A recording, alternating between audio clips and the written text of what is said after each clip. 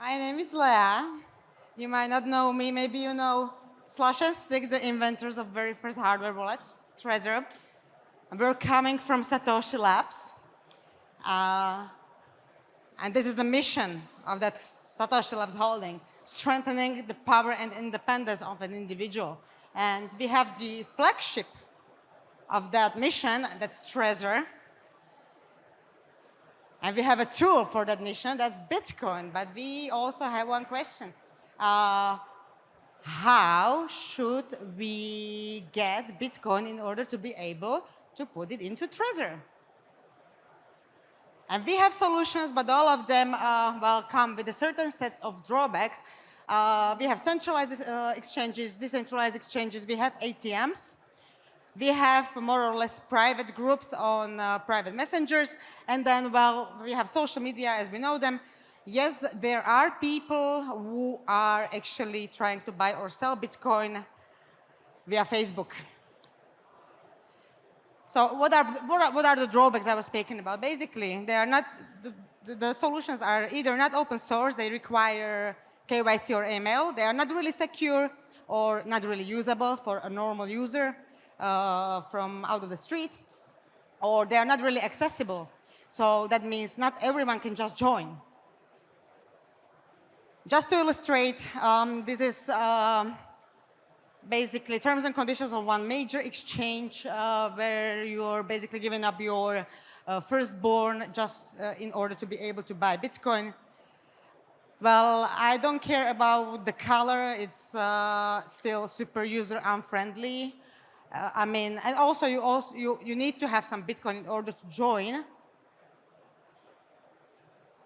ATMs are not totally bad idea. The problem is they tend to be regulated. So let's look at Germany, where there is 80 million people and around 100 ATMs, and all of them require KYC. And this is actually the print screen from Crypto Diggers EU. Many of the service providers are already leaving the European market because of the dilettante regulation. Groups on private messenger, again, might work, but usually does not scale. The problem is, they bubble up to hundreds of users, and then you can never be sure about the identity of the counterparty. And that Facebook, this is just plain wrong. So, where to start? You are telling us that you are way over the limit for AML. You are telling us how much money you have in cash, and where you live, and who your counterparty is. And if I was the financial intelligence officer looking for Christmas bonuses, I would just basically join this group and go one after another. So, what should we do? How should it look like, the solution that actually makes sense? Well, let's look at nowhere else than a Bitcoin white paper. What it should be? What should be Bitcoin? It should be peer-to-peer version of electronic cash, right? That would allow you to do payments or make payments without going through a financial institution. So ideal solution should be peer-to-peer, should be open source, it should scale, should respect your privacy, and should not leave a digital footprint, ideally. And also it should be accessible by anyone. Like, let's imagine your aunt. She wants to buy Bitcoin, she can do it now, today. And that's exactly Bitcoin, is Vexl. That's Bitcoin as it was intended. It's a mobile app that gives you exactly this simple, accessible, secure, and private way to buy Bitcoin as it was intended, peer-to-peer, and without KYC. How it looks like. Basically, you just need an app store, or you need a smartphone and an app store. You download the app, you import your contacts anonymously, and we take you to a marketplace where you can see offers for buying and selling of Bitcoin, for trading Bitcoin, and they are all anonymized. What is beautiful about that, we still respect the privacy of the seller or buyer. These two offers could be the same owner, but we cannot say, you cannot say. The only thing you see the absolute amount of common friends and who these people are. Oi. I don't know what happened. Yeah. So what is special about Vexl? Anyone can join. We don't require any KYC. We really don't want to know who you are. There is no escrow. There is no deposit. It is and always will stay for free. Anyone can join. No Bitcoin needed in order to join. It's private and peer-to-peer, meaning that not even service providers know what is going on the platform. And what makes it unique is the revolutionary approach towards reputation. And why? It's actually because we managed to bring the real-world reputation into the tech, into the app. And real-world reputation will be the ultimate collateral in peer-to-peer Bitcoin transactions. Why is it so special? It's because with your real-world reputation, the counterparty is really strongly incentivized to behave properly. I mean, you don't want to be called a dick among your friends or your contacts. It can't be manipulated. It's once you are, well, once your name is like,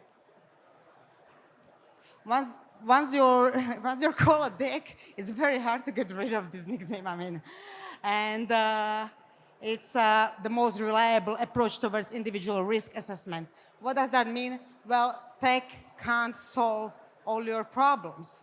We cannot prevent you. Like every Bitcoin trade is unique. It's different if you're buying for 10 euros in Lightning or 1 Bitcoin for on-chain. It's different if you know the counterparty or if you don't know the counterparty. It's different if it's in cash or it's different in credit card. We cannot prevent all these possible scenarios that might happen or might not happen while doing a trade. But when you know what kind of social bubble you share with the counterparty, it actually brings you the certainty and the level of reliability that no other solution could bring to you ever.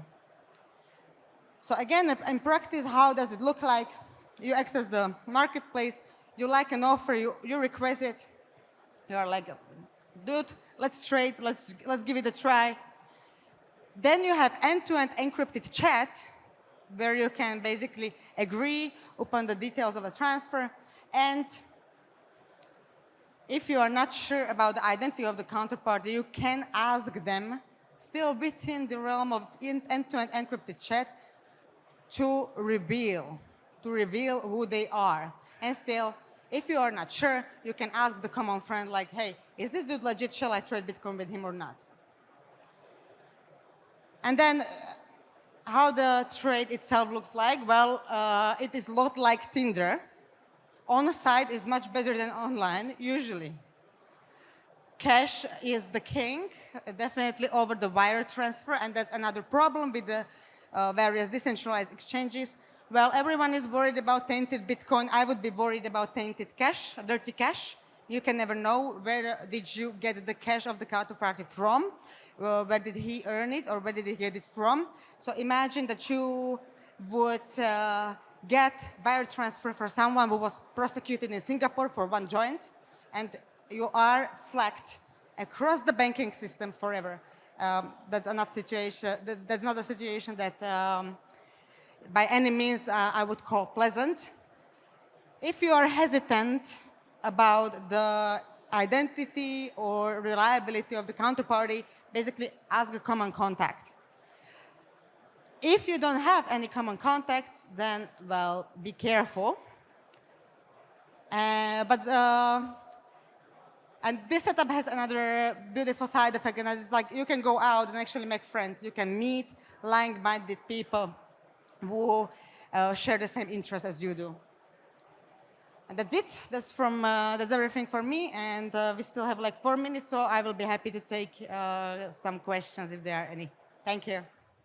Let's say I'm starting with Bitcoin, and I'm looking for ways how to buy them, and I don't have any contact, so I register on this platform, and then it says me that your your offer or your request was showed to 0 people. So then what I do with this?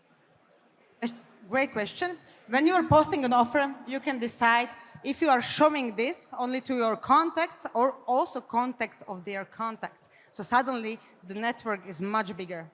And yeah, that's amazing. So you still have common people that you both know, but you don't have to know each other directly.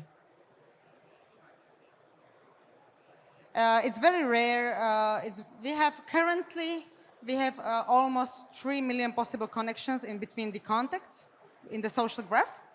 It's very rare that you would join the network and not see any offer. And for the BTC Prague, you can try it on. It's enough if you have one common contact, then you will see how many offers there are. If you scan the QR code on the ground, we will add you a special contact called BTC Prague. You can see the offers. You might be surprised how many common people you have already in the app.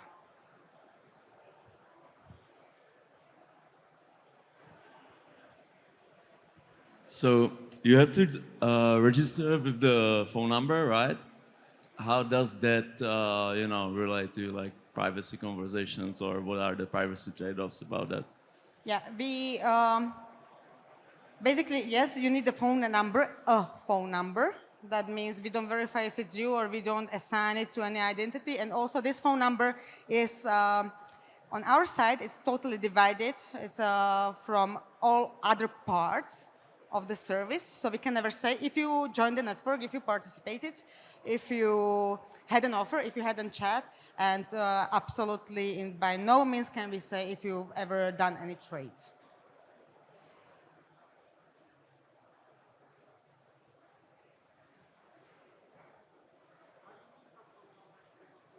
Why I need a phone number if I don't use that? Because if you really look at it and you zoom out, what is Vexl? Vexl is a social network.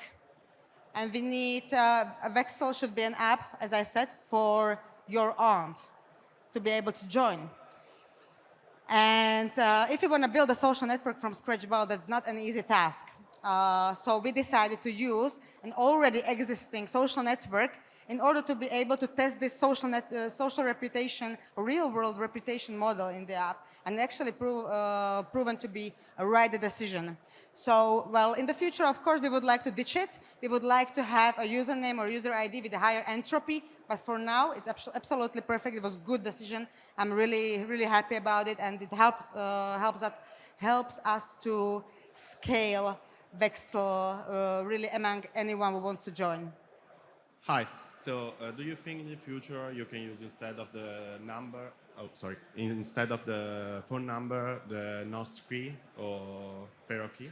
Yeah, so Vexl's been developed for past 2 years. We've been looking at Nostro long before it was cool, believe me.